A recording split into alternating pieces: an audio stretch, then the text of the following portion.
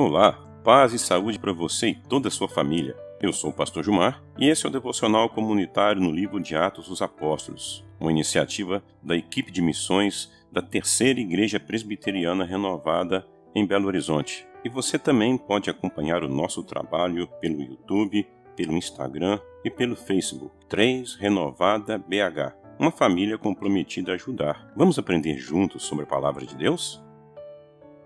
Atos dos Apóstolos, capítulo 5, versículo 33 ao 42. Ouvindo isso, eles ficaram furiosos e queriam matá-los. Mas um fariseu chamado Gamaliel, mestre da lei, respeitado por todo o povo, levantou-se no sinédrio e pediu que os homens fossem retirados por um momento. Então lhes disse: Israelitas, considerem cuidadosamente o que pretendem fazer a estes homens.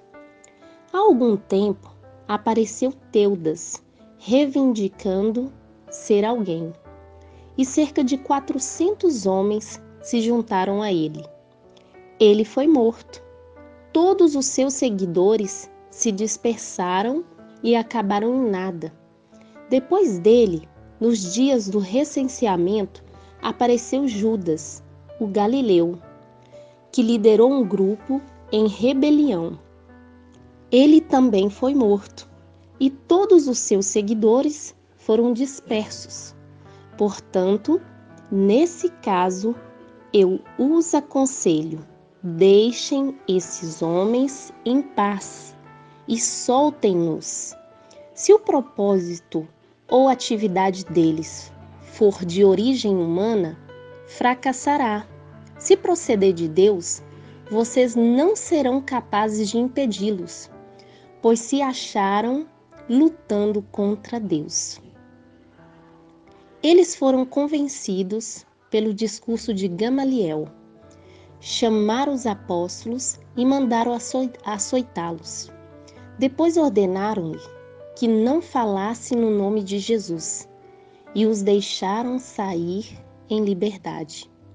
Os apóstolos saíram do sinédrio, alegres por terem sido considerados dignos de serem humilhados por causa do nome. Todos os dias, no templo e de casa em casa, não deixavam de ensinar e proclamar que Jesus é o Cristo.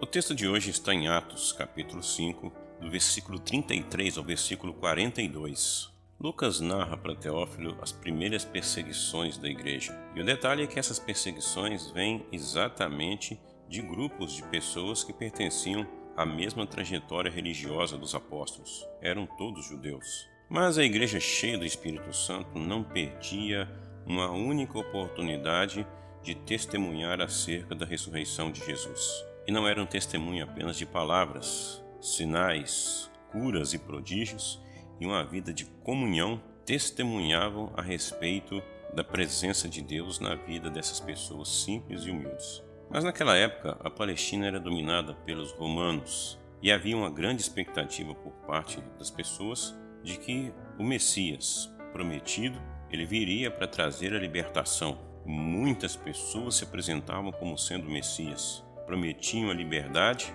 e até ajuntavam o povo, mas um a um deles tiveram testemunhos negativos.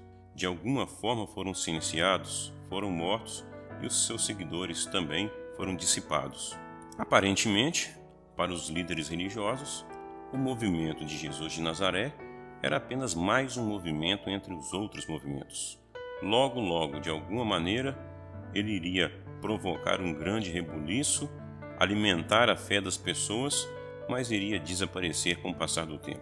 Mas esses movimentos que ora surgiam e também desapareciam, costumavam deixar muitos problemas para trás para serem resolvidos. Os apóstolos anunciavam Jesus em todos os lugares, e muitas pessoas acreditavam nas palavras, pelos sinais e pelos prodígios que viam, e pela vida de comunhão dos discípulos. E os líderes religiosos acreditavam que aquele movimento seria mais um entre outros movimentos. Mas eles ficaram com muita raiva pela insistência dos apóstolos. Raiva ao ponto de querer matá-los, como diz o versículo 33. Ódio. E o ódio cega e atrapalha a tomada de decisão. Por mais crente, por mais espiritual, por mais religioso que uma pessoa seja, quando ela está com ódio no coração, provavelmente ela não tomará decisões que sejam decisões sensatas. Com o ódio, perde-se o discernimento. Mas quem está conduzindo a história da igreja é o Espírito Santo. Ele está agindo através dos sinais e prodígios na vida do povo, ele está agindo através do testemunho da comunhão, mas está agindo também na vida de outras pessoas. E por incrível que pareça, ele está lá, no Sinédrio, também através da vida de um homem chamado Gamaliel. Esse fariseu de destaque, conhecedor da história do seu povo e da lei de Deus, ele dá 2 exemplos de casos de fracassos de grupos que se levantaram, mas ao mesmo tempo chama atenção dizendo: olha, precisamos tomar cuidado, porque não significa que porque tivemos casos de fracasso, que estes também sejam um caso de um fracasso.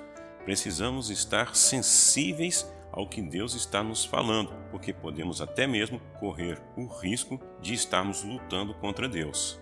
E essa palavra de Gamaliel está relacionada com Provérbios capítulo 21, no versículo 30. Não há sabedoria, nem entendimento, nem mesmo conselho contra o Senhor. Nossa tradição e nossa capacidade não desabilita o poder e a sabedoria de Deus. Teófilo deveria saber que Deus está agindo de muitas maneiras através da vida de muitas pessoas e em vários lugares. E que mesmo nós não podemos acomodar Deus em nossas tradições. Deus pode estar nos falando de uma forma totalmente nova.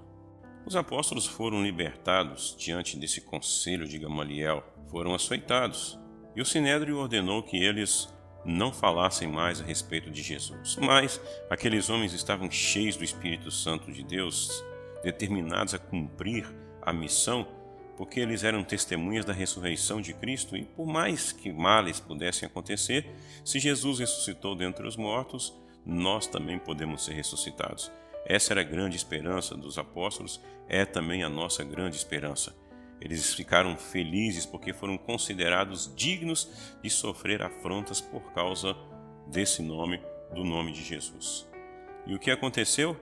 A igreja, todos os dias, no templo e de casa em casa, não cessava de ensinar e de pregar que Jesus é o Cristo. E se a igreja estivesse pregando a si mesma, e se os apóstolos estivessem pregando a si mesmos, provavelmente a igreja não teria força para superar as dificuldades. Afinal, nós estamos aqui para continuar ensinando o que Jesus ensinou e fazendo as obras que Jesus fez no poder do Espírito Santo de Deus. Deus abençoe você e abençoe a sua família.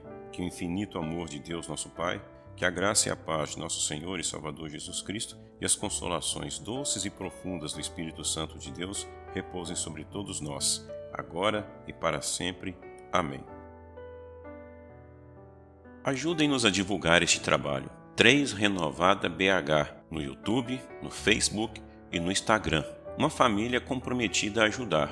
Acompanhem nossas lives, nossos estudos bíblicos, nossas pregações, enfim, o nosso trabalho. Queremos ser bênção para você, queremos ser bênção para sua família, queremos ser bênção para as pessoas que você ama. 3 Renovada BH, uma família comprometida a ajudar.